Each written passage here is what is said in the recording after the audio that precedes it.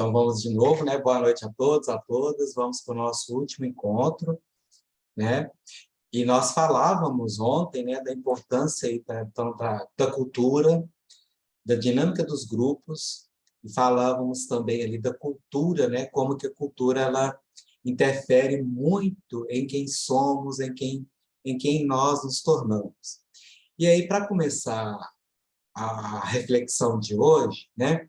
Eu queria que vocês respondessem aí no chat, já vamos começar, né, com o Mentimeter, que eu gosto muito deles, que é o seguinte: qual que é a sua posição na sua família?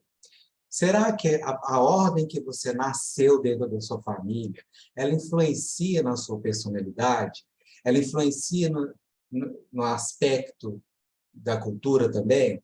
Será que, por exemplo, empreendedores são que tipo de filho? O primeiro filho, o segundo filho, o terceiro filho? Será que isso tem a ver? Então, você vai colocar aí na nossa enquete qual que é a sua posição. Se você é filho único, se você é primeiro filho, se você é segundo filho, se você é terceiro ou quarto filho em diante, para a gente começar a discutir.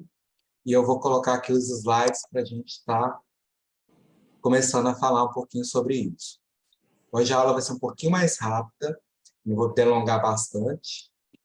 Vou deixar aberto aqui, ó. Deixa eu ver se tem jeito, mas não vai dar no sonono. Então, Vocês já estão visualizando aí. Não, pode não, isso é gravado. Aqui, ó. Isso, terão. Bicho grande. O microfone está aberto. Tem microfone aberto aí, pessoal. Eu estou desligando.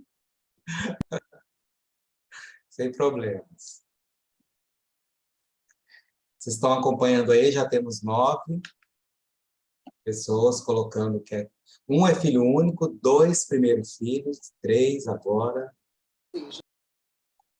Olha que interessante o número de terceiros filhos no MBA de liderança. Interessante. Professor, entrei agora, eu não estou conseguindo visualizar no chat o link para responder. Você encaminha de novo, por favor? Caminho.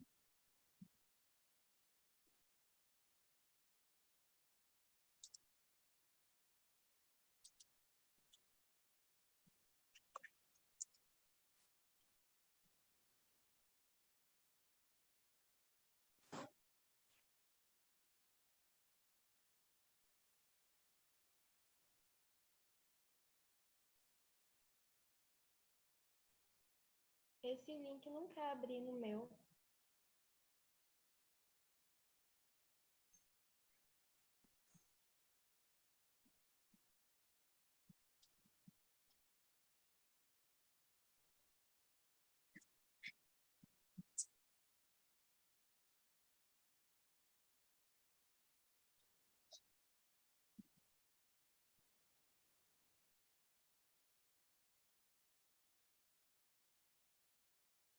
Laura, você está no computador ou você está no celular?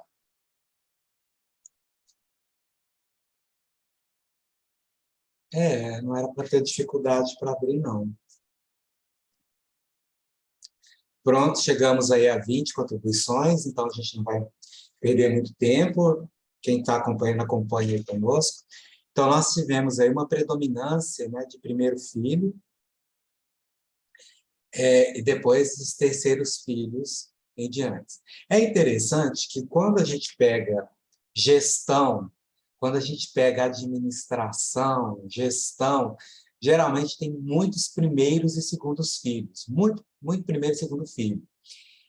Terceiro filho, a gente vai ver mais na área de saúde ou na área de humanas, vamos colocar assim. A gente vê um reduto maior de terceiro filhos lá. E aqui no MBA é interessante a gente ver essa configuração, né? A gente vê essa configuração aí. Então, eu vou colocar aqui a explicação para vocês.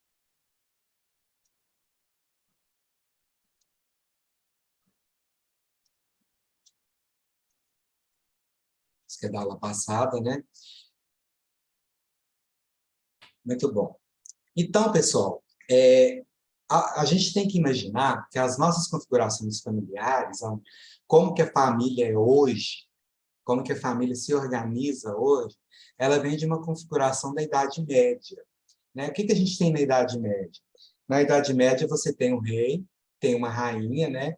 E digamos que o rei e a rainha têm 3 filhos. O que que acontece com o primeiro filho? Digamos que eles têm três filhos. Vamos colocar todos homens, né? Mas depois a gente faz uma variação aí. O primeiro filho, ele vai ser o herdeiro, né? Então, o primeiro filho, ele é o herdeiro, ele vai herdar o trono. E aí, pessoal, quem é primeiro filho aqui dentro da sala de aula tem uma tendência a ser mais 8 ou 80, no sentido de é muito julgador, tem valores muito fortes, né? Tem valores muito fortes, assim, são pessoas que acreditam muito em valores. E vamos imaginar que o primeiro filho ele herda tanto a cultura da mãe quanto a cultura do pai. Então, são duas culturas que recaem sobre o primeiro filho. Então, todas as frustrações, os sonhos, os desejos dos pais recaem sobre o primeiro filho. Então, acaba que ele... Arthur tem, nossa, Deus. Então, acaba que ele amadurece um pouquinho mais rápido, vamos colocar assim, porque ele tem uma exigência muito maior sobre ele. Então, ele é o herdeiro. O filho 2, né, se o primeiro filho ele domina a casa, vamos colocar assim, né, porque ele domina a casa, então, geralmente, ele é mais caseiro, no sentido de ser mais família. Então, ele gosta mais do conforto da casa, ele gosta mais de estar em família, de estar ou então num ambiente mais seguro, vamos colocar assim. O segundo filho, o primeiro já ocupa a casa. Então, o que acontece com o segundo filho? Se o primeiro domina a casa, ele vai dominar o quê? A rua. Então, geralmente, o segundo filho, ele não é tão ligado dentro de casa, ele é mais ligado às amizades, ele é mais ligado ao que tem na rua, a um evento externo, então ele sai mais para fora, né? E lá na Idade Média, o segundo filho ele ia para o exército, né? Geralmente ele ia ser o comandante dos exércitos. E o que que acontecia com o terceiro filho, geralmente, na Idade Média? O terceiro filho ele ia para o clero, né? Ele, ele iria ali, né, ser um frade, ser um bispo, ser alguma coisa que é uma outra instância de poder. E o terceiro filho, que se o primeiro domina a casa, o segundo domina a rua, o terceiro filho ele é mais introspectivo, ele pensa mais nele mesmo. Não quer dizer que ele é egoísta, nesse sentido de pensar que ele é egoísta, mas é no sentido que ele, se ele tem que dominar, que ele domine a si mesmo, né? Então, ele é mais reflexivo do que os outros, ele recebe mais atenção do que os demais, e por aí vai. E aí tem uma coisa interessante. Vocês lembram ontem que eu falei que tem pessoas que têm espíritos de líder, tem espíritos de pessoas que são gestoras e pessoas que são empreendedoras. São 3 conceitos diferentes, né? Gestor é aquele que vai administrar, gerir recursos de forma eficiente. O líder é aquele que tem a capacidade de influenciar o outro através do seu carisma, por exemplo. E o empreendedor é aquele que não é muito ligado à gestão, ele é mais ligado às ideias, ao planejamento, a empreender novas ideias, novos conceitos, novos mercados aí. Então, geralmente, o primeiro filho, ele tem muitas habilidades de gestão, ele tem uma facilidade para gerir recursos. O segundo filho, foi feito um estudo, né, a maioria dos empreendedores são o segundo filho, porque vai para a rua, ousa mais, calcula melhor o risco, não tem medo de investir, então ele acaba sendo mais empreendedor. E o terceiro filho, ele é o mais criativo, vamos dizer assim. Ele se dá bem numa determinada carreira, geralmente ele se forma, né, no meio acadêmico, ou se não se forma no meio acadêmico, ele tem um deslanche, ele tem umas habilidades de liderança, vamos colocar assim, bem acentuadas, porque ele recebeu proteção dos pais e dos outros irmãos. Então, ele acaba tendo um terreno mais fértil para utilizar a criatividade dele. Nisso, eu vou passar aqui um vídeo para vocês que fala sobre isso.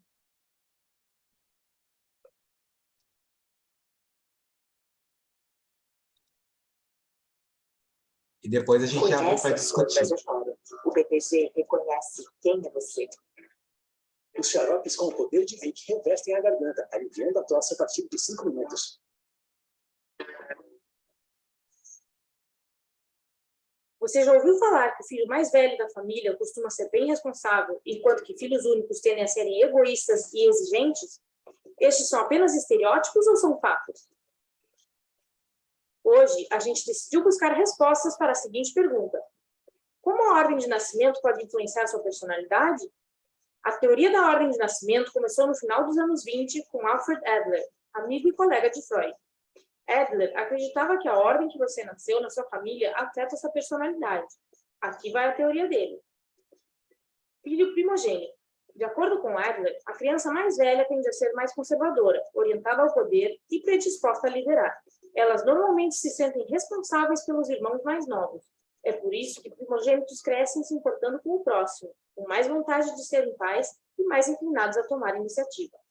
O filho do meio. O irmão mais velho é que define o ritmo para o segundo filho. É por isso que estes sofrem para conseguir superar o seu irmão mais velho. Eles se desenvolvem mais rapidamente. O filho do meio tende a ser ambicioso, mas raramente egoísta. Também é mais inclinado a estabelecer metas inalcançáveis. Isso aumenta o número de fracassos. Porém, lidar com essas dificuldades da vida o deixa mais forte. Filho mais novo. Via de regra, a criança mais nova recebe mais atenção e carinho dos pais do que os irmãos mais velhos. É por isso que essas crianças podem se sentir menos experientes e independentes. Entretanto, crianças que nascem por último tendem a serem extremamente motivadas a superar os seus irmãos. Elas são bem-sucedidas e frequentemente recebem reconhecimento na sua área de trabalho. Elas se transformam nos atletas mais rápidos, nos melhores músicos, nos artistas mais talentosos. A criança mais jovem tende a ser bem sociável, mas são frequentemente mais irresponsáveis e levianas do que os filhos mais velhos. Filho único. Sem ter irmãos para competir, o filho único frequentemente compete com seu próprio pai. Normalmente mimado pelos seus pais, o filho único espera ser mimado e protegido por todos à sua volta. Dependência e egocentrismo são qualidades dominantes na sua vida. O filho único seguidamente tem dificuldade para interagir com seus colegas. Diversas crianças sem irmãos viram perfeccionistas e normalmente atingem seus objetivos, não importa o que seja necessário. Essa teoria nos leva a 3 perguntas importantes. Pergunta número 1. Como a ordem de nascimento influencia o seu QI? Existe uma teoria que diz que a ordem de nascimento tem um impacto na sua personalidade e QI. Recentemente, essa ideia se popularizou, mas ela também dividiu os pesquisadores. Alguns negam completamente a teoria, e outros estão convencidos de que a ordem de nascimento desempenha um papel importante. Pesquisadores da University of Leipzig e Johannes Gutenberg University of Mainz estudaram mais de 20 mil adultos dos Estados Unidos, Reino Unido e Alemanha. Neste estudo, eles compararam irmãos dentro das suas famílias e a ordem em que nasceram. Eles descobriram que crianças mais velhas tendem a ter uma performance melhor em testes de inteligência. Contudo, os cientistas não achavam nenhum efeito da ordem de nascimento na estabilidade emocional e na imaginação. Pergunta número 2. Como a ordem de nascimento influencia sua personalidade? Outro estudo providenciou mais evidência de que a ordem de nascimento afeta sua personalidade. Pesquisadores analisaram os traços de personalidade de 377 mil estudantes de ensino médio nos Estados Unidos. Eles descobriram que primogênitos tendem a serem mais dominantes e honestos. No entanto, eles também são menos sociáveis e menos resistentes ao estresse. Filhos do meio tendem a serem mais conscientes e aplicados, enquanto que filhos mais novos tendem a serem mais abertos e sociáveis. Filhos únicos são frequentemente nervosos, mas também extrovertidos e sociais. E pergunta número 3. A ordem de nascimento é realmente importante? Você precisa entender que os resultados de todos estes estudos apresentam muitas imprecisões. Essas pesquisas não levaram em conta fatores sociais importantes como etnicidade, educação, situação financeira dos pais e relacionamentos entre familiares, por exemplo. A ordem de nascimento pode ter um certo impacto na sua personalidade ou inteligência, mas não se esqueça de que a relação pai-filho e a educação providenciada pelos pais dentro de casa são fatores muito mais importantes em moldar as vidas das crianças. Você concorda com tudo isso? Sinta-se à vontade para compartilhar as suas ideias nos comentários abaixo. E aí eu pergunto para vocês concordam com tudo isso? Qual que é a opinião? Vamos escolher alguma, duas opiniões que a gente já passa a continuar o nosso tema. Alguém quer se pronunciar, falar alguma coisa?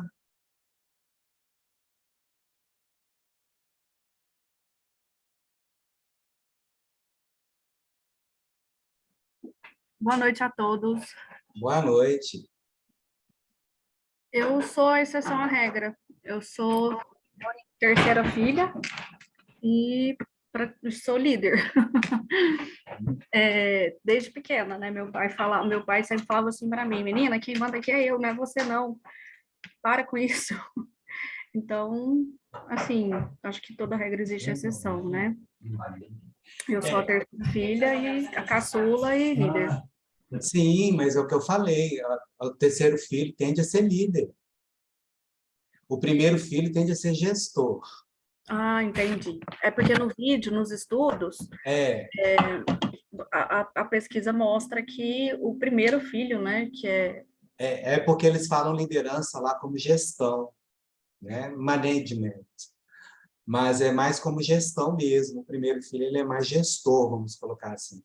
Quem tem habilidades de liderança é o terceiro, porque ele é muito nutrido, né, de muita estabilidade ali em volta dele, então ele se torna mais criativo, mais dominante, então ele tende a ter mais habilidades de liderança. O segundo mais de empreendedor e o primeiro mais de gestor. O primeiro filho ele é mais tradicional, vamos colocar assim, ele tende a ser um pouquinho mais tradicional que os outros irmãos. Mesmo que ele não seja tradicionalista, mas ele tende a ser um pouco mais tradicional nas suas visões em relação à família que ele está. Mas isso vai depender de muitos fatores, como E não coloca deixe de aqui. curtir o vídeo. Opa, de muitos fatores, como o vídeo coloca, né? Mas por que eu estou trazendo isso aqui? Que é importante a gente estar entendendo que existem outros fatores que compõem a nossa personalidade, que muitas vezes não somos nós, são influências que vêm aí além de nós mesmos, né? E nós empreendemos uma pesquisa. Eu tinha um amigo, ele era evangélico, né? E ele falava muito de maldição e bênçãos familiares, né? E aí eu fiquei muito curioso com isso, né? E ele pegou e falou assim: você já percebeu, Denise, que tem determinadas famílias que a maioria das mulheres são solteiras, não casam, parece ter uma maldição naquela família ali, ou então numa família que todo mundo acaba morrendo de uma determinada doença pré-estabelecida, essa é até mais fácil, né? Porque pode ter um componente genético ali que esteja interferindo na dinâmica. Mas o que a gente fez, então, de pesquisa? Um grupo de pesquisadores investigou quais são as nossas influências na nossa personalidade, dos vícios e das bênçãos dos nossos pais. Então, eles investigaram, por exemplo, eles pegaram um pai que era alcoólatra e uma mãe que tinha um vício em cigarro. A mãe não suportava o vício do marido, falava que ele era um viciado, mas ela mesma também era uma viciada em cigarro, só que era um vício diferente, com consequências muito diferentes. E eles tinham 3 filhos. Isso foi feito em várias famílias e várias, né? E isso aqui é um resumão que eu estou passando, né, para vocês, é um resumaço. Então, o que eles perceberam? O primeiro filho, ele também herdou, tanto geneticamente, quanto culturalmente, a questão do vício dos pais. Então, ele se tornou viciado em drogas ilícitas. Então, ele mexia com cocaína, mexia com maconha e tal. O segundo filho, o número 2, não suportava o pai, ele tinha uma relação muito complicada com o pai, porque o pai era alcoólatra, e não suportava o irmão, porque falava que ele era um drogado, né? E ele tinha uma relação muito boa com a mãe. Mas ele também tinha um vício, interessante a gente perceber isso. E o vício dele era de drogas lícitas. Ele sempre estava tomando algum tipo de remédio, medicamento, bomba de academia, tudo que falava que era injetável, falava que era ali, ele estava, né? Era hipocondríaco, vamos dizer assim. E o terceiro filho, ele desenvolveu uma dependência, um vício emocional, né? Ele não conseguia ficar sozinho. E a dependência emocional é uma doença também, é um vício. Você tem que estar sempre com alguém. Você tem que estar sempre com alguém aí.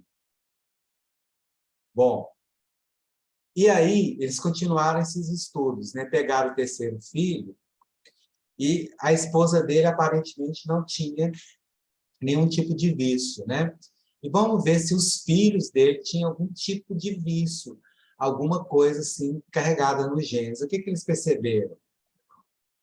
O primeiro era o workaholic, era viciado em trabalho, não tinha nenhum vício, não bebia, não fumava, não mexia com drogas, não era dependente emocional, mas tinha vício no trabalho, ele era viciado em trabalhar. Era obsessivamente obcecado pelo trabalho.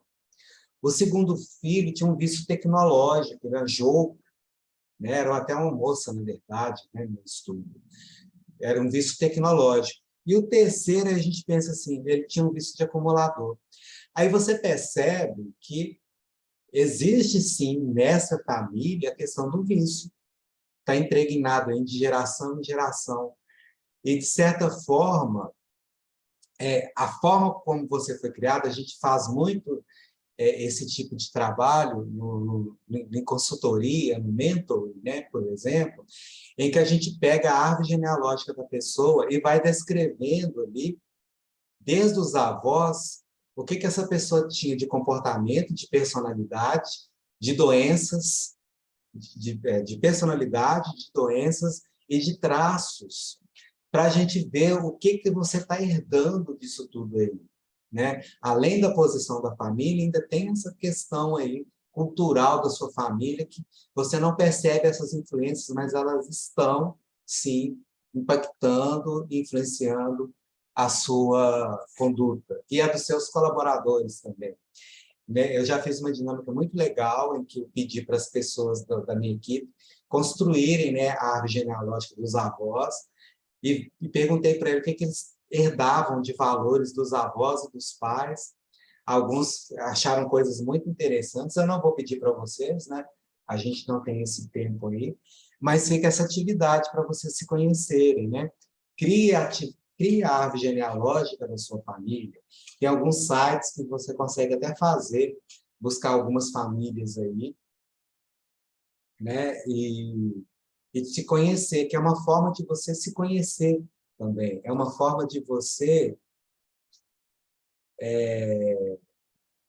entender como que você é influenciado por tudo isso aí. Tá bom? Alguém quer falar alguma coisa? Eu já vou mudar de assunto, porque hoje temos muitos assuntos para tratar aí. Isso aqui é mais, eu trouxe a título de curiosidade, que a gente estava falando, então, da cultura. Então, para mostrar para vocês que tem outros fatores que interferem na nossa personalidade também, né? Como esses fatores aqui que a gente viu. Alguém quer compartilhar? Alguma maldição ou bênção familiar que se repete constantemente na sua família? Ou você é a ovelha negra da família?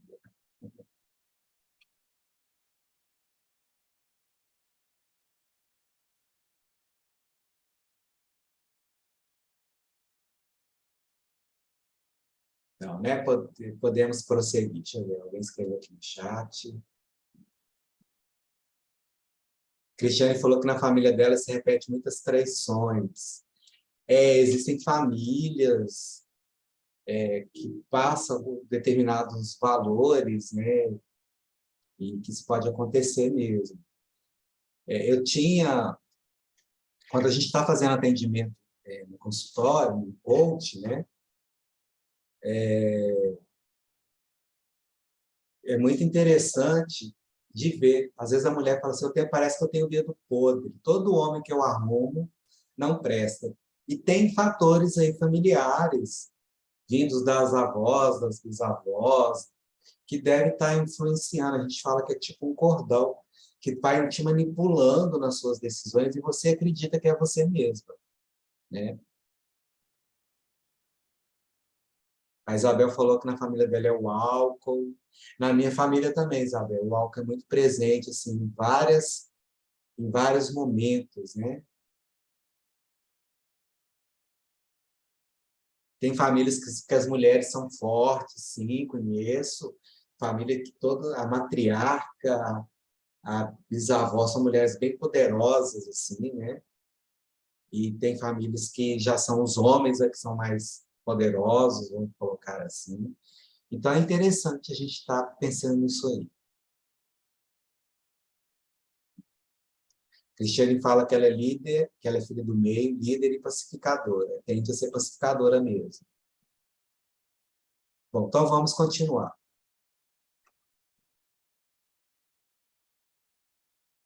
Eu vou colocar um texto aqui e eu queria que alguém lesse para mim.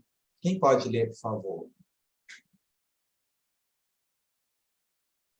Eu leio. Por favor.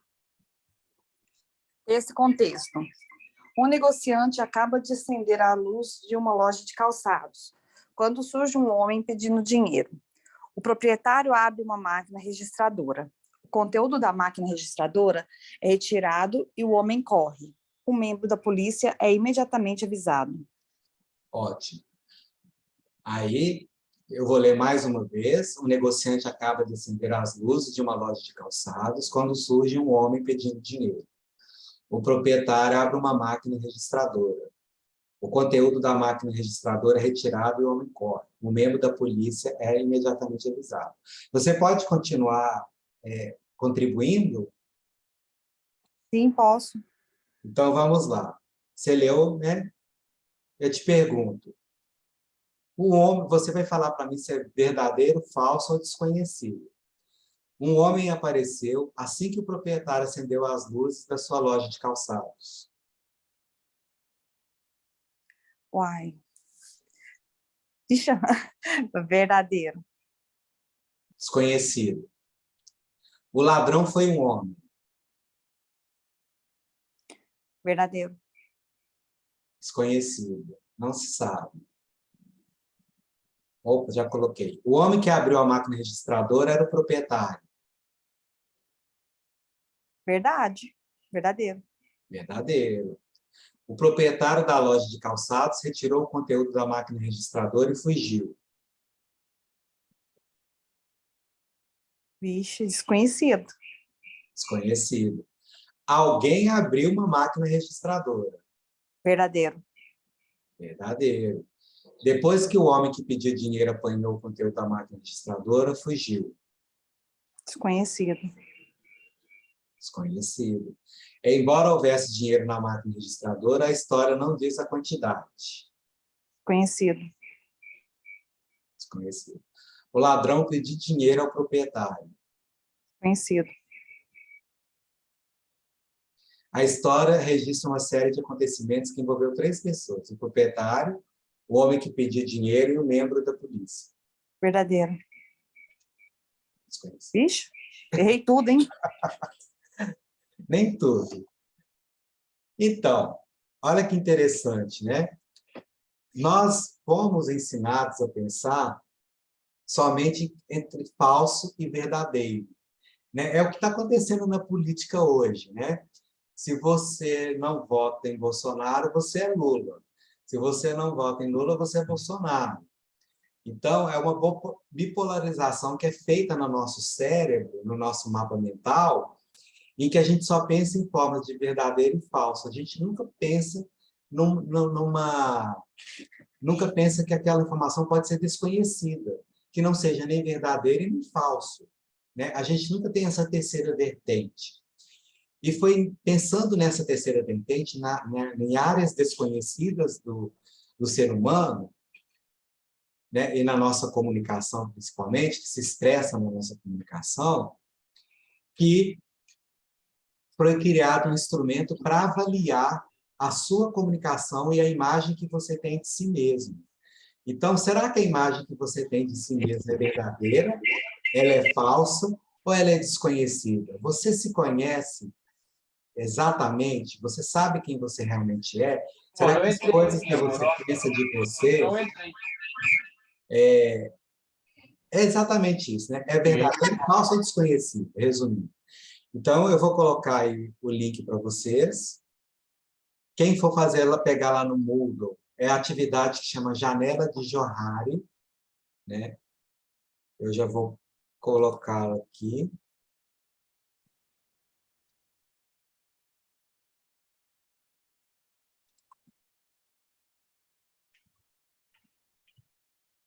E aí, ela é mais fácil, que tem uma setinha. Para cada setinha, você vai dar de 0 a 5. Sendo que 0 não corresponde de modo algum, e 5 descreve exatamente o seu comportamento. Deixa eu pegar aqui.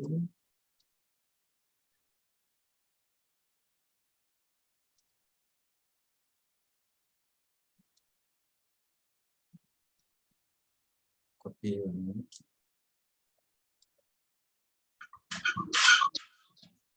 Pode ligar, então.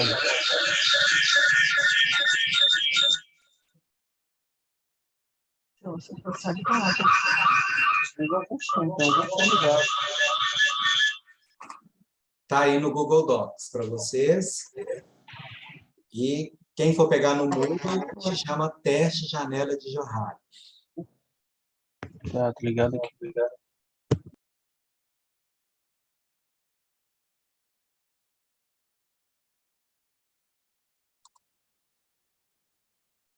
Muito bom. E também já vou colocar o link aqui do Mente, né, para vocês colocarem qual que foi a área sua que se deu de destaque.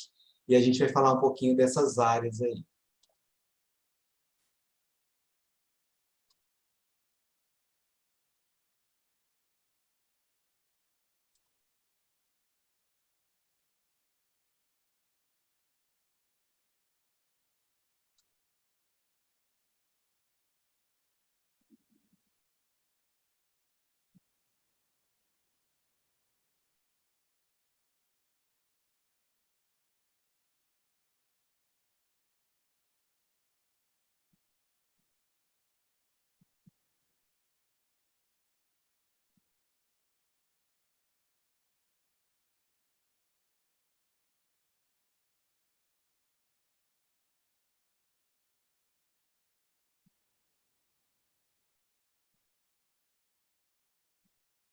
Não tem? Ah, tem.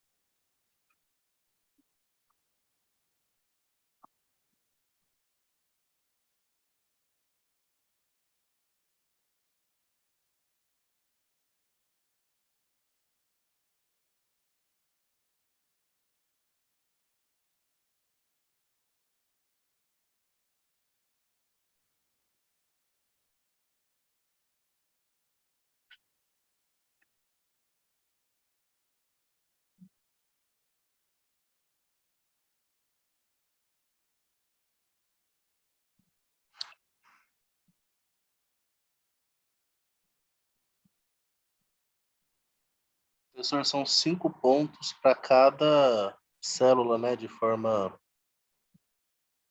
E, Não é como aquele de ontem, não, que é para não, distribuir. 10. Esse é de 0 a 5 para cada célula. Que ele está olhando aí a proporção que você tem de cada traço, né? Ok.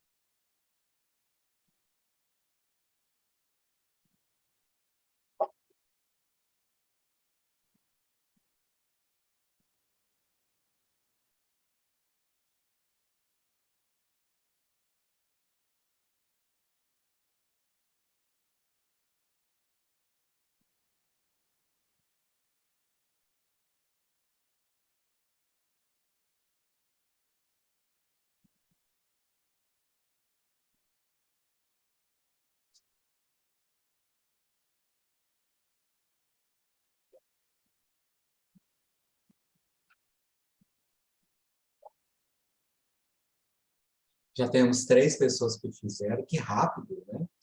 Era a área aberta.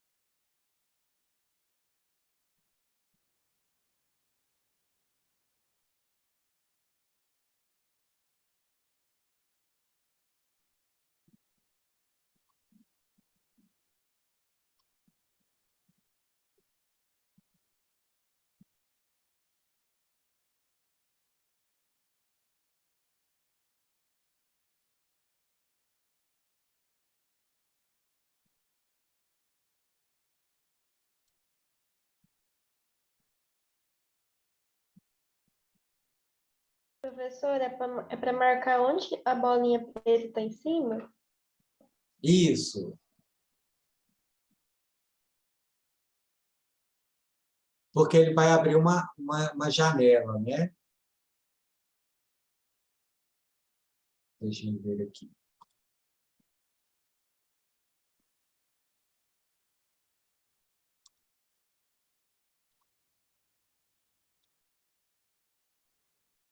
O meu empatou. Sim, mas a janela, você quer compartilhar esse resultado? Ela tá mais, o quadrante está maior em qual quadrado ele está maior? Na área aberta, cega, secreta ou desconhecida? Como que eu faço para compartilhar com você?